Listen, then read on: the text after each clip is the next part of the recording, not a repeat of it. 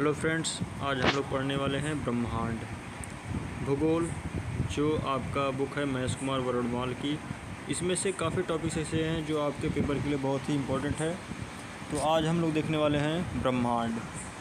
ब्रह्मांड के बारे में आप लोग जानते हैं कि जो मिस्र यूनानी परंपरा के प्रख्यात खगोल शास्त्री क्लॉडियस टालमी थे, जिन्हें हम टालमी के नाम से भी जानते हैं। वह जो टालमी थे, उन्होंने 140 ईस्वी में सर्वप्रथम इसका अध्ययन कर जियोसेंट्रिक्स अवधारणा का प्रतिपादन किया। हमारे कौन से वैज्ञानिक थे? क्लॉडियस ने किसका अवधारणा किया था? जियोसेंट्रिक्स अवधारणा का प्रतिपादन किया था।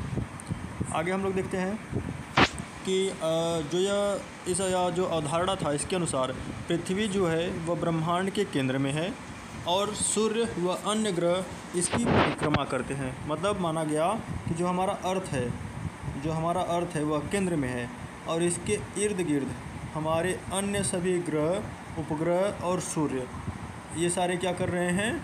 पृथ्वी के अगल बगल चक्कर लगा रहे हैं। और यह ब्रह्मांड के संदर्भ में यह अवधारणा लंबे समय तक बनी रही, लेकिन जब 1543 ईस्वी में कापरनिकस आए, जिन्होंने हेलियोसेंट्रिक अवधारणा प्रतिपादन किया, तो इन्होंने एक बहुत बड़ा परिवर्तन लाया इस अवधारणा में। इनका मानना था कि ब्रह्मांड के केंद्र में पृथ्वी नहीं बल्कि सूर्य है और ब्रह्मांड के सभी सौर परिवार उसकी चक्कर लगा रहे हैं। तो मतलब सही प्रतिपादन किसने दिया था?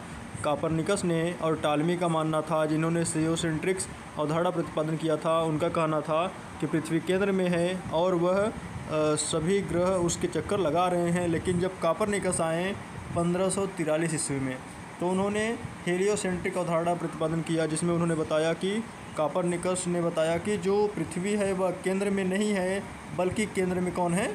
सूर्य है और सभी ब्रह्मांड और उसके सौर परिवार सूर्य का चक्कर लगाते हैं। आगे बात करते हैं। 1805 ईस्वी में ब्रिटेन के खगोल शास्त्री हर्शेल ने दूरबीन की सहायता से अंतरिक्ष का अध्ययन किया। मतलब क्या कहा गया कि 1805 ईस्वी में ब्रिटेन के खगोल शास्त्री जो हर्शेल थे, ठीक है, जो हर्शेल थे, उन्होंने दूरबीन की सहायता से, मतलब दूरबीन की मदद से हर्शेल ने क्या किया था? अंतरिक्ष का अध्ययन किया था। हर्शेल ने अध्ययन किया था दूरबीन की सहायता से। तो उन्होंने क्या कहा कि उनका मानना था कि सौरमंडल आकाशगंगा का एक अंश मात्र है। मतलब जो हमारा सौरमंडल है, जो हमारा सौर परिवार है, जो हमारा सौरमंडल है, ठीक है, हमारा सौरमंडल सिर्फ आकाशगंगा का एक ही भाग है। अमेरिका के खगोल शास्त्री जब आए, एडविन पी हब्बल ने 1925 ईस्वी में यह स्पष्ट कर दिया कि दृश्य पथ पर आने वाले ब्रह्मांड का व्यास 250 करोड़ वर्ष है। मतलब जो हमारे ब्रह्मांड है, ब्रह्मांड में जो हमारा व्यास है वो 250 करोड़ है। 250 करोड़ प्रकाश वर्ष है। मतलब इतना लंबा हमारा ब्रह्मांड माना गया है। किसने दिया था यह प्रतिपादन? यह दिया था एडविन पी हब्बल ने 1925 ईस्वी में। आगे हम लोग देखते हैं कि इसके अंदर हमारे आकाशगंगा की भांति लाखों आकाशगंगाएं हैं। मतलब इसमें क्या माना गया कि जो 250 हमारा जो करोड़ प्रकाश वर्ष दूरी है ना पूरे ब्रह्मांड की व्यास की, इसमें कितने हैं? लाखों आकाशगंगाएं हैं। मतलब इसमें काफ़ी आकाशगंगाएं हैं। वस्तुतः यह माना गया कि ब्रह्मांड की अवधारणा में क्रमिक परिवर्तन हुए और इनकी उत्पत्ति की व्याख्या के संदर्भ में कई सिद्धांत प्रतिपादित किए गए। मतलब हमारे ब्रह्मांड को बनाने के लिए अलग अलग सिद्धांत आए, अलग अलग सिद्धांत कुछ अलग अलग तरीके से विकसित किए गए कि हमारा सौरमंडल किस तरीके से विकसित हुआ। तो आगे हम लोग देखते हैं। आगे हमारा कि इसके बाद हमारे आते हैं एक खगोलज्ञ पादरी, जिनका नाम था जॉर्ज लेमेंटियर, जो 1960 से 1970 ईस्वी में आए हुए थे।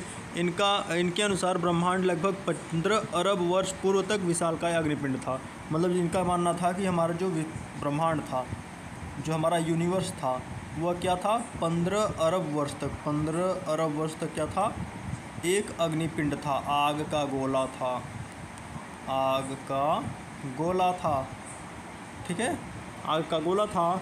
और यह जो 15 अरब वर्ष तक हमारा जो खगोला था वह जिसके निर्माण से पूर्व पदार्थों और विशालकाय अग्निपिंड था। फिर माना जाता है कि अचानक इसमें विस्फोट हुआ। इस विस्फोट को ब्रह्मांडीय विस्फोट या बिग बैंग के नाम से जाना जाता है और यह इस कारणवश पदार्थ का बिखराव हुआ और वह काले व सामान्य पदार्थ निर्मित हुए समूहन में ब्रह्मांडों में बिखर गया और जिससे ब्रह्मांड का सृजन हुआ। तो कालांतर में माना जाता है कि इसके विस्फोट के कारण असंख्य पिंड तारे बने और असंख्य हमारे ग्रह उपग्रह का निर्माण हुआ। तो यह जो जार्ज लेमेंटियर की जो थ्योरी थी जिससे हम बिग बैंग थ्योरी के नाम से जानते हैं, वह जार्ज लेमेंटियर ने कब प्रकाशित किया था? उन्होंने प्रकाशित किया था 1960 से 1970 के मध्य में। आगे बात करते हैं ब्रह्मांड के रहस्यों को जानने के लिए European centre for nuclear research सर्न, अर्थात जिसे हम सर्न पढ़ते हैं, जो 30 मार्च 2010 को जिनेवा में पृथ्वी की सतह से 10 फीट नीचे एवं 27 किमी लंबी सुरंग में लार्ज हैड्रन कोलाइडर जो था नामक ऐतिहासिक महाप्रयोग सफलतापूर्वक किया। इसमें 1000 से भी अधिक वैज्ञानिक शामिल थे। इसमें हुआ क्या था? इसमें प्रोटॉन जो बीमा थी उसमें लगभग प्रकाश की गति से टकराया गया और हिग्स बोसान के निर्माण का प्रयास किया गया। हिग्स बोसान जो होता है वह एक अलग प्रकार के कण को निर्मित करता है, उसी तरीके से बताया गया है। इस महाप्रयोग के माध्यम से ब्रह्मांड की उत्पत्ति सैद्धांतिक वैसी अनसुलझी अवधारणाओं की परखी जाएगी जिन्हें अब तक डार्क मैटर, डार्क एनर्जी और डायमेंशंस व गॉड पार्टिकल के नाम से पुकारा जाता रहा था। मतलब जो यह हमारा जो ब्रह्मांड था उसे विभिन्न प्रकार के नाम से जाना जा रहा था। आगे हम लोग देखते हैं इस महाप्रयोग के माध्यम से 15 अरब पहले हुई ब्रह्मांड की घटना के बारे में उस प्रयोगशाला में दोहराया गया और जिसे विज्ञान की दुनिया में बिग बैंग के नाम से जाना जाता है। ऐसी अवधारणा है कि गॉड पार्टिकल जो था आपका, उसे गॉड पार्टिकल्स के नाम से जाना जाने वाला हिग्स बोसान में ही ब्रह्मांड के रहस्य छिपे हैं, क्योंकि इसे सबसे बेसिक यूनिट माना जाता है। आगे दिया गया है कि जो सर्न ने महाप्रयोग किया था अंततः 4 जुलाई 2012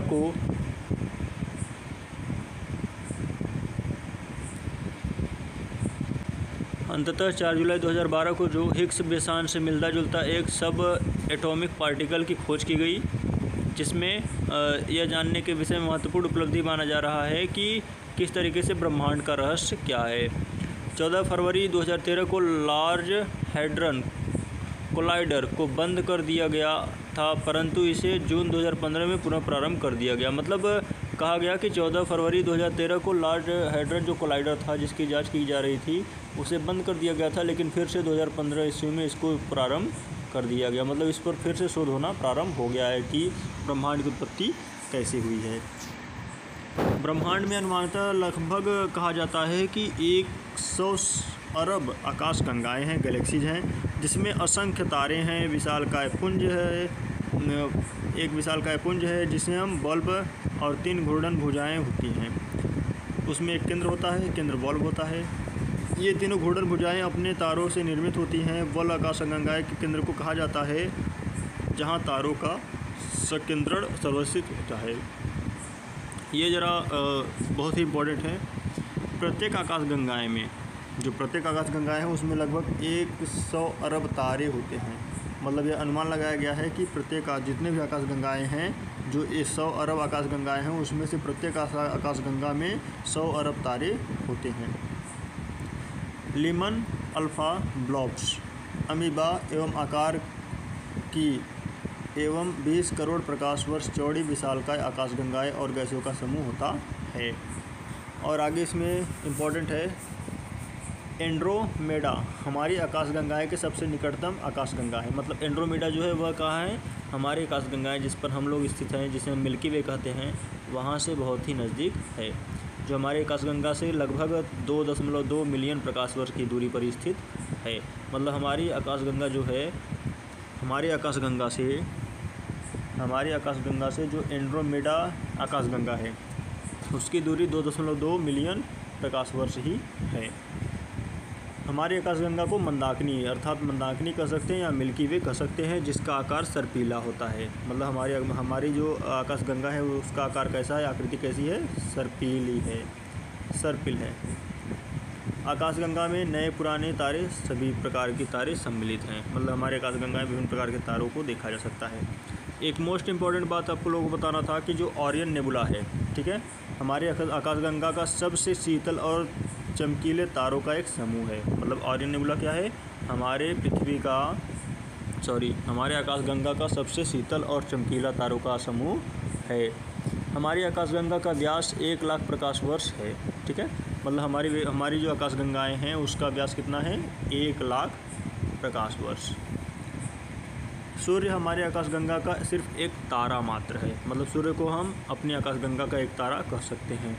यह आकाशगंगा की परिक्रमा 200 मिलियन 20 करोड़ वर्षों से भी अधिक समय में कर रहा है। मतलब जो सूर्य है उसका उम्र कितना माना जा रहा है, 200 मिलियन वर्ष अर्थात 20 करोड़ वर्ष से भी अधिक। आगे आप लोग देख सकते हैं 200 मिलियन 20 करोड़ वर्ष से भी अधिक। जो प्लेनेमस है, प्लेनेमस सौरमंडल से बाहर बिल्कुल एक जैसा दिखाई देने वाला जुड़वा पिंडों का एक समूह है। मतलब प्लेनेमस एक ऐसा सौरमंडल है ना जो हमारे सौरमंडल की तरह दिखाई देता है। साइरस या डॉग स्टार पृथ्वी की 9वीं प्रकाश वर्ष दूरी पर स्थित है। मतलब साइरस और जो डॉग स्टार है वह पृथ्वी से कितनी दूरी पर स्थित है, 9 प्रकाश वर्ष पर। सूर्य 2 गुने व्यास वाला तारा है। सूर्य से 20 गुना अधिक चमकीला है। मतलब जो हमारा साइरस या डॉग स्टार है वह कैसा है, सूर्य से 20 गुना अधिक चमकीला है। कौन, साइरस और डॉग स्टार। यह रात्रि में दिखाई देने वाला सर्वाधिक चमकीला तारा है। मतलब इसे हम सिर्फ रात्रि के समय ही देख सकते हैं, जिसका नाम साइरस और डॉग स्टार है। प्रैक्सिमा सेंचुरी की बात करते हैं। प्रैक्सिमा सेंचुरी जो है वो सूर्य का सबसे निकटतम तारा है। यह सूर्य से लगभग 4.3 प्रकाश वर्ष दूरी है। मतलब 4.3 प्रकाश वर्ष दूरी कौन है, प्रैक्सिमा सेंचुरी। यह भी आपका आकाश मतलब तारों का एक समूह है। आगे देखिए, गैलीलियो ने सन 1609 ईस्वी में पहली बार दूरबीन का इस्तेमाल करते हुए रात्रि में आसमान का अध्ययन किया। उन्होंने ऐसे तारों की पहचान की जिन्हें नंगी आँखों से देखा जा सकता है। भारतीय अंतरिक्ष अनुसंधान संगठन, जिसे हम इसरो कहते हैं, 4 अगस्त 2015 को राजस्थान के उदयपुर में फतेह सागर स्थित सौर वेधशाला में एशिया की सबसे बड़ी और दूरबीन मल्टी एप्लीकेशन सोलर टेलीस्कोप का शुभारंभ किया है, जिससे हम विभिन्न प्रकार की सूर्य के आसपास की सभी चीज़ों को देख सकेंगे। चीन विश्व की सबसे बड़ी रेडियो दूरबीन फास्ट है। मतलब इसे हम 500 मीटर अपार्चर रिफायरिकल्स रेडियो टेलीस्कोप्स का निर्माण कर रहा है। इस दूरबीन से निर्मित होने के पश्चात नासा की केपलर दूरबीन पीछे छूट जाएगी। मतलब यह मोस्ट इंपॉर्टेंट क्वेश्चन बनने वाला है, चाहे आपके जीके जी संबंधित ले या आपका करंट अफेयर संबंधित, कि जो चीन है, ठीक है, जो चीन है वह एक बड़ी दूरबीन जिसका नाम फास्ट है, ठीक है, जिसका नाम क्या है, फास्ट है, जिसे हम फुल फॉर्म में कर सकते हैं 500 मीटर्स अपार्चर रिफायरिकल्स रेडियो टेलीस्कोप्स। इसका क्या कर रहा है, वह निर्माण कर रहा है। और इस दूरबीन के बनने के बाद नासा की जो दूरबीन है केपलर जो दूरबीन है वह चीन उस दूरबीन को पीछे छोड़ देगा और वह सबसे आगे इस क्षेत्र में हो जाएगा। आगे हम लोग देखते हैं थोड़ा सा तारों के बारे में। जो तारों का जो द्रव्यमान होता है ना वो 1.4 ms, जहाँ ms सूर्य का द्रव्यमान है से कम होता है, और तो वह अपनी नाभिकीय ऊर्जा की खोकर श्वेत वामन, जिसे वाइट डॉर्फ कहा जाता है, डॉर्फ में बदल जाता है, जिसे जीवाश्म तारा भी कहते हैं। और श्वेत वामन ठंड होकर काला वामन में परिवर्तित हो जाता है। इसे हम चंद्रशेखर सीमा कहते हैं। ठीक है, आगे देखिए, ब्लैक होल के बारे में ज़रा सा समझ लें। देखिए, ऐसा असीमित घनत्व के द्रव्य युक्त पिंड के कृष्ण छिद्र या ब्लैक होल कहते हैं। ब्लैक होल क्या है? न्यूट्रॉन तारा, पाल्सर कहते हैं। न्यूट्रॉन तारा भी सीमित समय के लिए सिकुड़ता चलता जाता है। जो न्यूट्रॉन के तारे में अत्यधिक परमाणु द्रव्यमान अंततः एक बिंदु पर संकेंद्रित हो जाता है। तो ये मतलब वो न्यूट्रॉन पर संबंधित है कि जो न्यूट्रॉन है उसी के प्रभाव के कारण ये सारी घटनाएं होती हैं। अब हम जरा आगे देखने वाले हैं जो ब्लैक होल की घटनाएं हैं वह क्या है। ब्लैक होल की संकल्पना को प्रतिपादित करने का श्रेय जॉन व्हीलर को जाता है। मतलब ब्लैक होल का जो प्रतिपादन था, जो इसके प्रवर्तक माने जाते हैं वो कौन है? John wheeler. Rock black hole दो या दो से अधिक ब्लैक होलों का समूह है। मतलब रॉक ब्लैक होल क्या होता है? दो या दो से अधिक ब्लैक होलों का समूह कहलाता है। क्वेसर एक चमकीला खगोलीय पिंड है। क्वेसर क्या है? एक चमकीला खगोलीय पिंड है जो अत्यधिक मात्रा में ऊर्जा उत्सर्जित करता है। मतलब अत्यधिक मात्रा में कौन ऊर्जा उत्सर्जित करता है? क्वेसर। नासा ने अब तक पहचाने गए सबसे पुराने तारे की खोज की है जिसका नाम केपलर है, जिसे हम केपलर 444 नाम दिया गया है। मतलब ये हमारे करंट अफेयर से भी इम्पोर्टेंट है, या इसे हम अपने ज्योग्राफी के चैप्टर से भी इम्पोर्टेंट रख सकते हैं कि नासा ने एक अब तक पहचाने गए पुराने तारों की खोज की है जिसे क्या नाम दिया गया है? केपलर 444। ठीक है, आगे हम लोग बात करते हैं सौरमंडल के बारे में। आगे हम लोग पढ़ने वाले हैं सौरमंडल। जैसा कि आप सब जानते हैं कि जो हमारा सूर्य है, जो हमारा सन है वह सेंटर में है, बाकी सभी ग्रह क्या करते हैं? उसके चक्कर लगाते हैं। ठीक है, तो इसके बारे में हम लोग पढ़ने वाले हैं, जिसमें कहा गया सूर्य एवं उसके चारों ओर भ्रमण करने वाले 8 ग्रह और 172 उपग्रह, धूमकेतु, उल्कापिंड, क्षुद्र ग्रह संयुक्त रूप से सौरमंडल कहलाते हैं। मतलब 8 ग्रह 172 उपग्रह, जिसमें आपके धूमकेतु, उल्का और क्षुद्र ग्रह संयुक्त रूप से सौरमंडल के अंश माने जाते हैं। सूर्य जो कि सौरमंडल का जन्मदाता एक तारा है जो सभी को ऊर्जा प्रदान करता है। जैसा कि आप सबको पता होगा कि सन के लाइट से ही, मतलब सन के प्रकाश से ही क्या होते हैं? सभी लोग प्रकाशित होते हैं।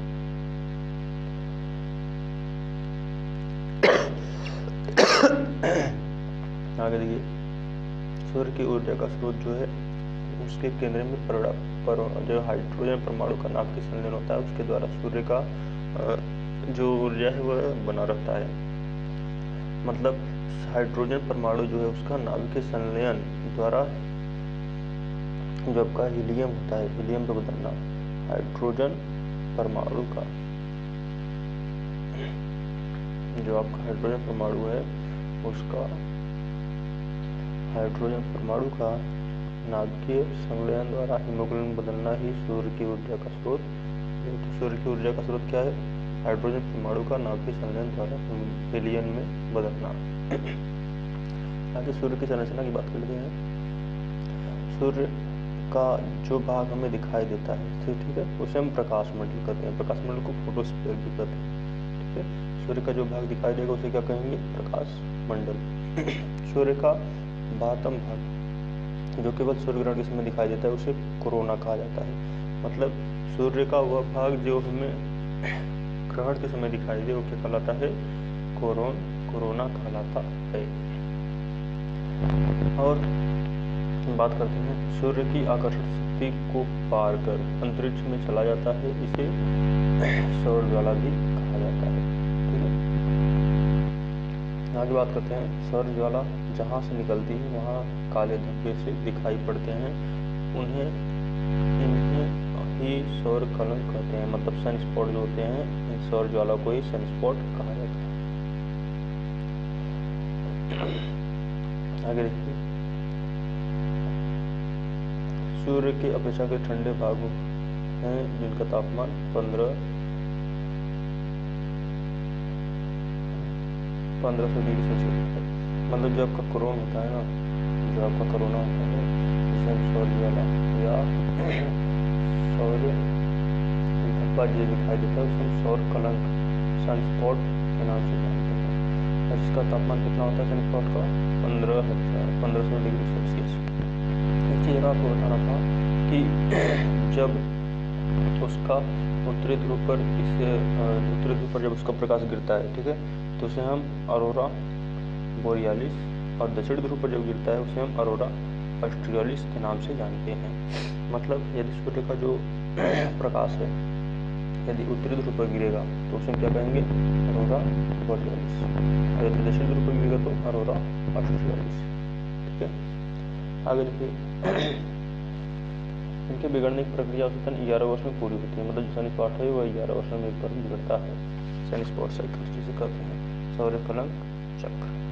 सूर्य के कोरोना का अध्ययन एवं धरती के इलेक्ट्रॉनिक संचार में व्यवधान पैदा करने वाली सौर लपटों की जानकारी हासिल करने में अंतरिक्ष संस्थान इसरो जो था उसने आदित्य 1 नामक उपग्रह लॉन्च किया था ताकि वहाँ की जानकारी को हासिल किया जा सके।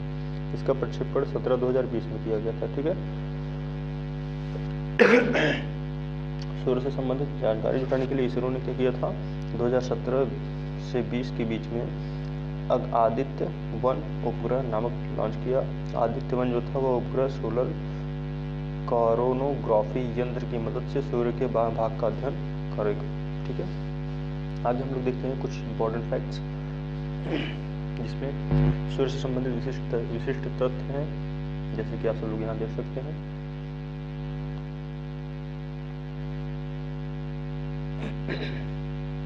जरा ध्यान दीजिएगा, पृथ्वी की जो न्यूनतम दूरी है सूर्य से, ठीक है, वह 14.70 करोड़ किलोमीटर दूर है। घूर्णन जो इसकी अवधि है, जो घूमने की इसकी अवधि है, उसके बाद दिया है 25.38 दिन। भूमध्य रेखा के सापेक्ष 33 दिन, ध्रुवों के सापेक्ष, मतलब ध्रुवों के सापेक्ष यदि कहा जाएगा तो 33 दिन, और भूमध्य रेखा के सापेक्ष बोला जाएगा तो 25.38 दिन। ठीक है, आगे देखिए, पृथ्वी की अधिकतम दूरी सूर्य से कितना है, अधिकतम दूरी है 1521 किलोमीटर। न्यूनतम दूरी की बात करेगा तो 1470, और अधिकतम दूरी की बात करेगा तो 1521 करोड़ किलोमीटर। आगे बात करते हैं पृथ्वी से मध्य दूरी, मतलब पृथ्वी की जो मध्य दूरी वो कितनी है, 14.98 किलोमीटर। ठीक है, अधिकतम दूरी कितनी है, 15.21, न्यूनतम दूरी कितनी है, 14.70, और मध्य की दूरी कितनी है, 14.98। ठीक है, सूर्य के व्यास की बात करें तो सूर्य का जो व्यास है वह 13,92,000 किलोमीटर है। ठीक है, कितना है, 13,92,000 किलोमीटर क्या है, सूर्य का व्यास है। सूर्य की आयु की बात करें तो जैसे हमने पहले ही बता दिया था, इसका आयु लगभग 5 बिलियन वर्ष माना जाता है। आयतन की बात करें सूर्य की तो आयतन जो है वह पृथ्वी से 13 लाख गुना बड़ा है। मतलब आयतन में क्या है, सूर्य पृथ्वी से 13 लाख गुना बड़ा है। सामान्य तारे जो है 10 बिलियन वर्ष लगभग इसकी उम्र है। आगे देखिए, द्रव्यमान की बात करते हैं। द्रव्यमान में क्या है, पृथ्वी से 3,32,000 गुना बड़ा है। और संभावित जीवन काल मतलब इसका जीवन काल के बारे में कोई संभावना नहीं की जा सकती। तलीय गुरुत्व की बात करें तो तलीय गुरुत्व जो है आपका पृथ्वी से 28 गुना बड़ा है। सूर्य से पृथ्वी तक जो है वह 8 मिनट 20 सेकंड में इसकी सूर्य की प्रकाश पहुँचती है। वैसे आप लोग कंफ्यूज मत होइएगा, क्योंकि कभी कहीं हमें 8 मिनट 11 सेकंड दिखाई देता है, कहीं 8 मिनट 16 सेकंड दिखाई देता है, और कहीं 8 मिनट 20 सेकंड दिखाई देता है। तो इसके लिए कंफ्यूज मत होइएगा, 8 से लेकर के 20 तक जो भी दिखाई दे रही है सभी जगह ये मानी जाती है। आगे देखिए, केंद्रीय घनत्व की बात करें तो केंद्रीय घनत्व जो है वो 100 ग्राम प्रति घन सेंटीमीटर के हिसाब से है। और प्रकाश पहुंचने में लगा समय।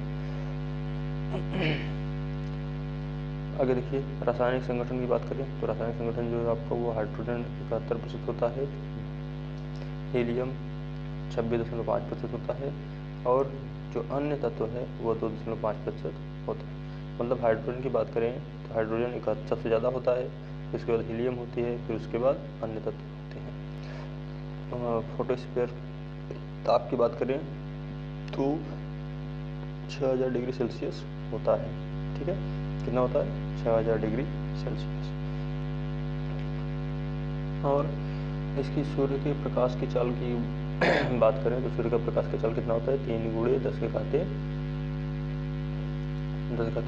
मीटर पर सेकंड, जिसे हम 3 लाख किमी पर सेकंड भी कर सकते हैं। एक प्रकाश वर्ष जो होता है वह 9.5 × 10⁻13 किलोमीटर के बराबर होता है। सूर्य के प्रकाश द्वारा एक प्रकाश में तय की गई दूरी को एक प्रकाश वर्ष कहते हैं। मतलब सूर्य के प्रकाश द्वारा एक वर्ष में जो भी दूरी तय की जाती है उसे क्या कहते हैं? एक प्रकाश वर्ष। जो पार्सेक होता है आपका, पार्सेक को हम 3.6 प्रकाश वर्ष के बराबर मानते हैं। ठीक है, पार्सेक क्या है हमारा? 3.6 प्रकाश वर्ष। और यह पार्सेक क्या है? दूरी की सबसे बड़ी इकाई मानी जाती है। मतलब दूरी की सबसे बड़ी इकाई क्या है? पार्सेक। ये क्वेश्चन बन सकता है, यहाँ पर ये क्वेश्चन बन सकता है, और सूर्य की अधिकतम दूरी, ये सब क्वेश्चन बन सकते हैं। सूर्य से ये बहुत ही इंपॉर्टेंट क्वेश्चन है, इसलिए इसको अच्छे से पढ़िएगा। आगे देखते हैं, फोटोस्फीयर ताप की बात कर रहे थे तो सतह का ताप, केंद्र का ताप, सूर्य के धब्बों का ताप, ऊर्जा उत्सर्जन, केंद्रीय ताप, ये सब फोटोस्फीयर ताप जो है वह 6000 डिग्री सेल्सियस होता है। केंद्र के ताप की बात करें तो 15 मिलियन डिग्री सेल्सियस होता है। सूर्य के धब्बों का ताप की बात करें तो सूर्य के धब्बों का ताप कितना होता है? मतलब सन स्पॉट का ताप कितना होता है? वो होता है 1500 डिग्री सेल्सियस। अभी हमने पढ़ा था ना। जो ऊर्जा उत्सर्जन की बात करें तो 10⁻26 जूल पर सेकंड होता है। और केंद्रीय ताप की बात करें तो केंद्रीय ताप जो आपका होता है वह होता है 1 अरब एटमॉस्फेयर। ठीक है, तो यह थी सूर्य से संबंधित कुछ इंपॉर्टेंट बातें। अब हम लोग आगे चलते हैं।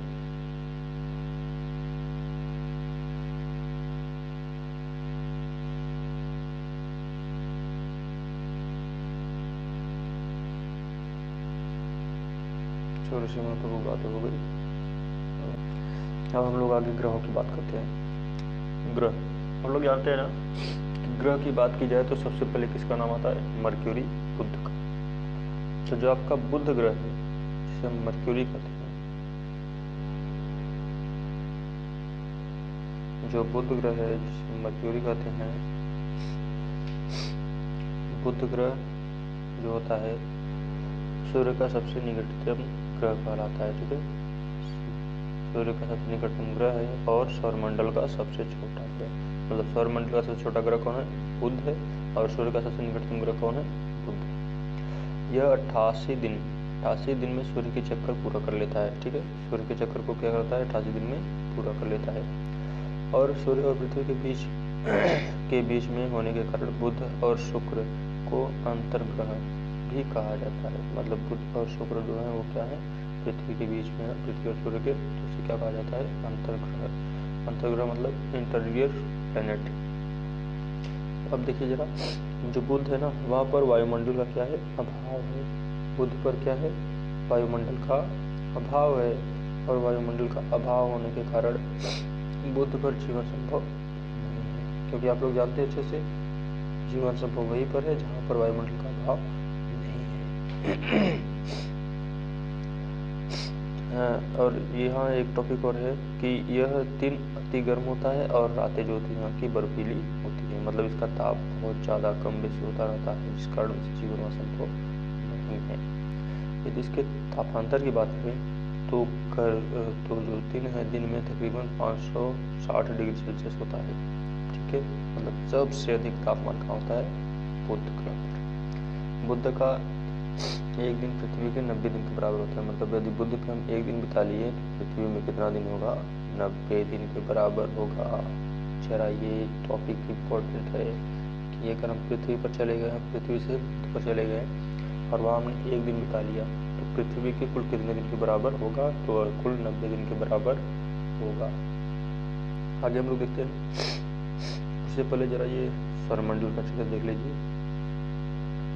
आप सबको बताना चाहेंगे कि जो आपका सौरमंडल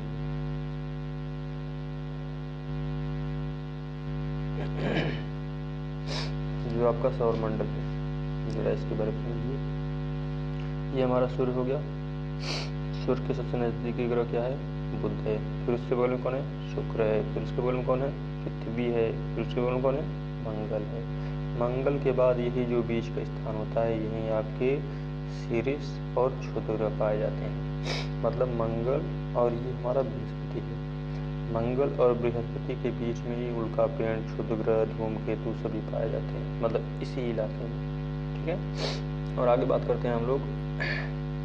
यह है हमारा शनि, यह है अरुण, यह है वरुण। और प्लेटो जो हमारा अभी 2006 में आईयू की संघर्ष द्वारा निकाला गया था, वो ये है। सेरॉन यहाँ स्थित है प्लेटो के बगल में, और जेन इरिस स्थित है उसके दूसरी पक्ष पे। तो जरा देखिए, 3 महातम बौने ग्रह जिन्हें प्लूटॉन्स कहा गया है। ठीक है, 3 क्या है? बौने ग्रह, 3 महातम बौने ग्रह जिन्हें क्या कहा गया है? प्लूटॉन्स। जैसे यहाँ देखिए, प्लूटो, सेरॉन और जेन इरिस, इन तीनों का नाम क्या रखा गया है? प्लूटॉन्स। ठीक है, ये 3। अब जरा आकार की बात कर लेते हैं। ये तो हमारा हो गया सूर्य से दूरी के आधार पर। ठीक है, आकार की बात करें तो आकार में सबसे बड़ा होता है बृहस्पति। ठीक है, फिर उसके बाद शनि, फिर उसके बाद अरुण, फिर उसके बाद वरुण। अब उसके बाद बात करें तो वरुण के बाद आता है हमारा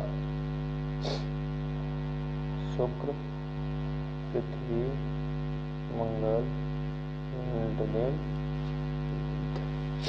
ठीक है, आशा करते हैं आप सबको आकार के आधार पर, मतलब द्रव्यमान के आधार पर, बढ़ते हुए आकार के आधार पर और क्रम के आधार पर सभी नाम याद हो गए होंगे। तो एक बार फिर से देख लीजिए। सबसे पहले बुध है, फिर शुक्र है, फिर मंगल है, पृथ्वी है, फिर मंगल है, फिर बृहस्पति है, फिर शनि है, फिर अरुण है और लास्ट में वरुण है। तो चलिए हम आगे बढ़ते हैं।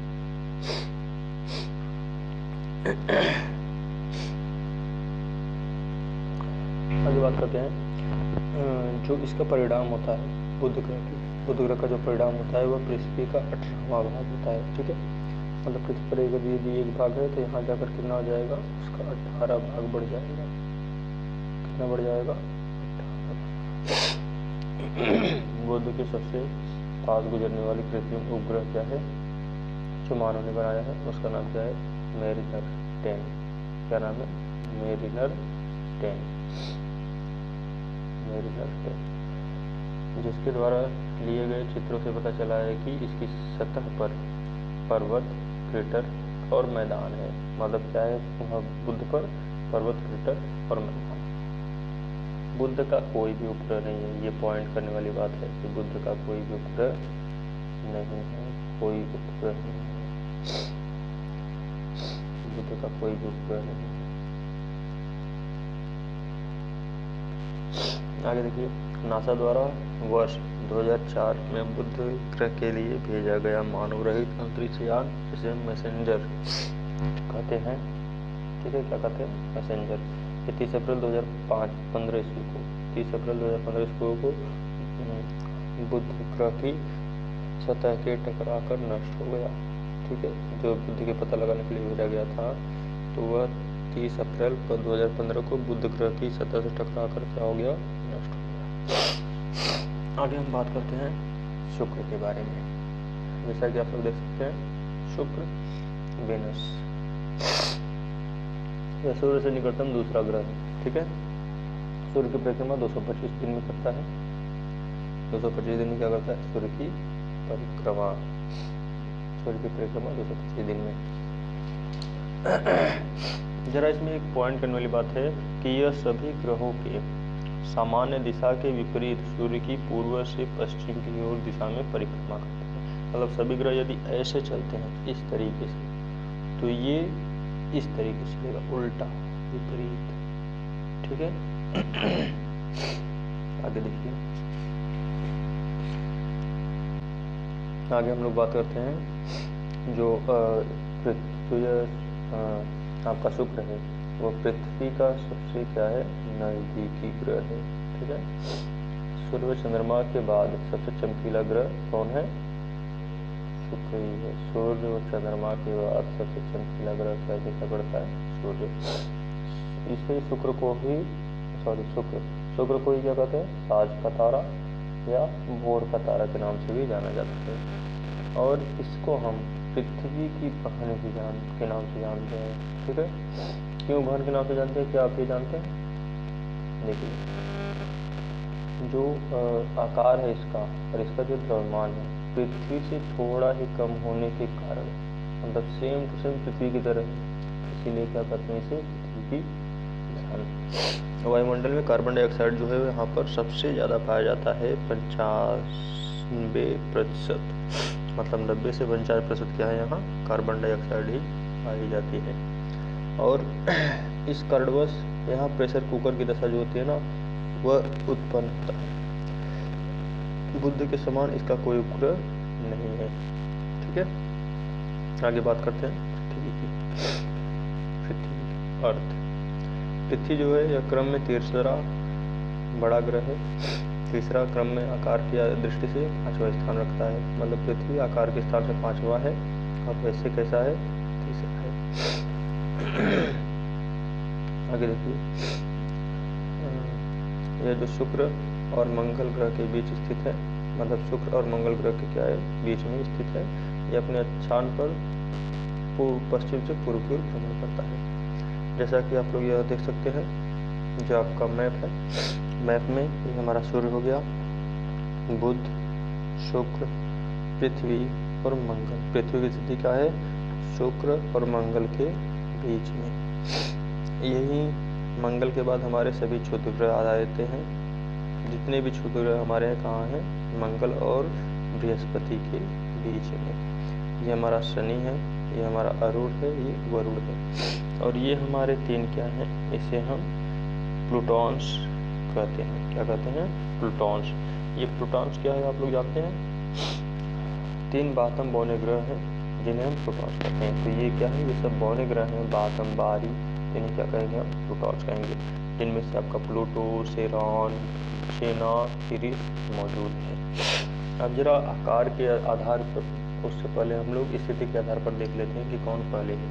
जैसे कि आप देख सकते हैं कि सूर्य की नजदीक कौन है, बुध है, उसके बाद शुक्र है, उसके बाद पृथ्वी है, फिर मंगल है, फिर आपका ये जो क्षुद्र ग्रह है और सीरिस है, और फिर उसके बाद बृहस्पति है, शनि है, गुरु है। अब जरा हम लोग आकार के आधार पर बात कर लेते हैं कि आकार के आधार पर हमारी ग्रहों की क्या स्थिति है। तो आप लोग यहाँ देख सकते हैं, सबसे बड़ा आकार किसका दिखाई दे रहा है, बृहस्पति का, फिर शनि का, फिर अरुण का, फिर वरुण का, फिर उसके बाद है हमारा पृथ्वी। मतलब पृथ्वी के आकार के आधार पर कौन सी स्थिति है, 5वीं। फिर हमारा शुक्र होता है, मंगल होता है और लास्ट में बुध होता है। तो आशा करते हैं कि आपको यह सभी आकार के आधार पर और क्रम के आधार पर सभी नाम समझ आ गए होंगे। एक बार फिर से देख लीजिए, आकार के आधार पर बात करें तो सबसे बड़ा है बृहस्पति, शनि, अरुण, वरुण, पृथ्वी, शुक्र, मंगल, बुध। और यदि हम लोग इसका क्रम के अनुसार बात करें तो क्रम के अनुसार आप सीधा देख सकते हैं, बुध है, शुक्र है, पृथ्वी है, मंगल है, क्षुद्र ग्रह है, सीरस है, बृहस्पति है, फिर शनि है, अरुण है, वरुण है, और आपके ये जो 3 दिखाई दे रहे हैं, ये क्या है, इसे हम प्लूटॉन्स कहते हैं। ठीक है, आगे बढ़ते हैं। आगे हम लोग पृथ्वी से संबंधित कुछ इम्पोर्टेंट तथ्य पढ़ लेते हैं, जिसमें उसके जीवन के बारे में जैसा आप लोग देख सकते हैं, अक्ष ध्रुव व्यास जो है पृथ्वी का वो कितना है, 12,714 किलोमीटर। भूमध्य रेखा व्यास की बात करते हैं 12,756 किलोमीटर। ध्रुवीय परिधि की बात करें जिसे हम गोरा कहते हैं, यह 40.008 किमी है। और विषुवत रेखा की परिधि की बात करें तो 4.075 किमी है। द्रव्यमान की बात करें तो द्रव्यमान है आपका 5.970 टन। जलीय भाग की बात करें तो जलीय भाग कितना है, 71% है, मतलब जल भाग कितना है पूरा 71%। और स्थलीय भाग की बात करें तो 29% है। आयतन की बात करें तो आयतन जो आपका है पृथ्वी का वो है 10.83 किमी है। औसत की बात करें तो औसत घनत्व इसका 5.52 पानी के घनत्व के सापेक्ष होता है। पृथ्वी का अनुमानित आयु 4.6 बिलियन वर्ष है। ठीक है, आगे देखिए धरातल के क्षेत्रफल की यदि बात करें तो धरातल का क्षेत्रफल जो है वह 51.1 करोड़ वर्ग किमी है। परिभ्रमण समय की बात करें तो 23 घंटे 56 मिनट 4 सेकंड में यह अपना परिक्रमण पूरा करता है।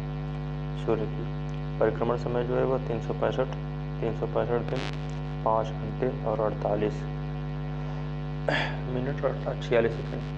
यह है उसका परिक्रमण काल का 1 वर्ष का, जो इसमें सूर्य का चक्कर लगाता है। ठीक है, सूर्य का चक्कर लगाने में कितना समय लगता है और अपनी गति को घूमने में, मतलब स्वयं की जो सेल्फ गति है, जो स्वयं की गति करता है, इसका समय क्या है 23 घंटे 56 मिनट 4 सेकेंड। आगे देखते हैं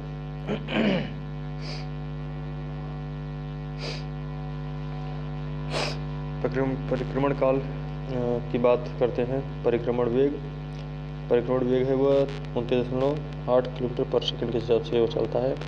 परिक्रमण जो मार्ग की लंबाई है वह 96 किलोमीटर है, 96 करोड़ किलोमीटर। सूर्य से जो न्यूनतम दूरी है वो 14.70 है और अधिकतम दूरी कितनी है 15.21 है। और सूर्य से मध्य की दूरी कितनी है 14.98, जैसा कि अभी हमने कुछ देर पहले देखा था। सूर्य से पृथ्वी का प्रकाश जो है वह 8 मिनट 20 सेकंड में पहुँचता है। और चंद्रमा से दूरी जो है वह 3,84,000 किलोमीटर की दूरी पर है। समुद्री तल से जो स्थल है वह कितना है 8,848 मीटर, माउंट एवरेस्ट के बराबर सर्वाधिक ऊंचाई समुद्र तल से। सर्वाधिक सागर की गहराई जो है वो क्या है 11.003 मीटर, जिसे हम मैरियाना स्ट्रेच या मैरियाना गर्त भी कहते हैं। आगे हम लोग देखते हैं पृथ्वी जो है वह क्या है अपने अक्ष पर, अपने अक्षांश, पृथ्वी जो है वह अपने अक्ष पर 23.5 अंश, पृथ्वी अंश अपने अक्ष पर कितना झुकी हुई है 23.5। ठीक है, पृथ्वी अपने अक्ष पर 23.5 अंश क्या हुई है झुकी हुई है। इसका एक परिक्रमण में 365 दिन का पूरा समय लगता है। इसकी सूर्य से औसतन दूरी 15 करोड़ किमी है। चारों ओर मध्य तापमान, ऑक्सीजन प्रचुर मात्रा में और जल उपस्थित है। इसका कारण सौरमंडल अकेला ग्रह ऐसा है जहाँ जीवन संभव है। मतलब क्या हुआ कि जहाँ पर तापमान, ऑक्सीजन प्रचुर मात्रा में जल की उपस्थिति होने के कारण ही यहाँ पर जीवन संभव है। अंतरिक्ष से यह जल की अधिकता के कारण कैसा दिखाई देता है नीला ग्रह दिखाई देता है। आगे हम लोग पढ़ने वाले हैं मंगल ग्रह हम लोग पढ़ेंगे अगली क्लासेज में। उससे पहले यदि आपने मेरे चैनल को सब्सक्राइब नहीं किया है तो मेरे चैनल को सब्सक्राइब कर दीजिए और लाइक बटन दबा दीजिए। हमारे चैनल का नाम है लॉ बीम्स। कम से कम इसके 2000 सब्सक्राइबर कर दीजिए जितना जल्दी हो सके। 2000 सब्सक्राइबर होने के बाद मैं आपको ऑनलाइन क्लासेस चलाऊंगा जो आपको बोर्ड पर अच्छे से हर एक चीज़ पढ़ाई जाएगी, बताई जाएगी और साथ में समझाई भी जाएगी। या सिर्फ आपको प्रिपरेशन के लिए, चाहे इसके तहत आप इस एग्ज़ाम के तहत जो हम आपको प्रिपेयर करा रहे हैं, इसके तहत आप विभिन्न प्रकार की परीक्षाओं की तैयारी कर सकते हैं। जैसे कि आपका CUET का जो ये पेपर स्टार्ट हुआ है उसमें आप इसका प्रयोग कर सकते हैं।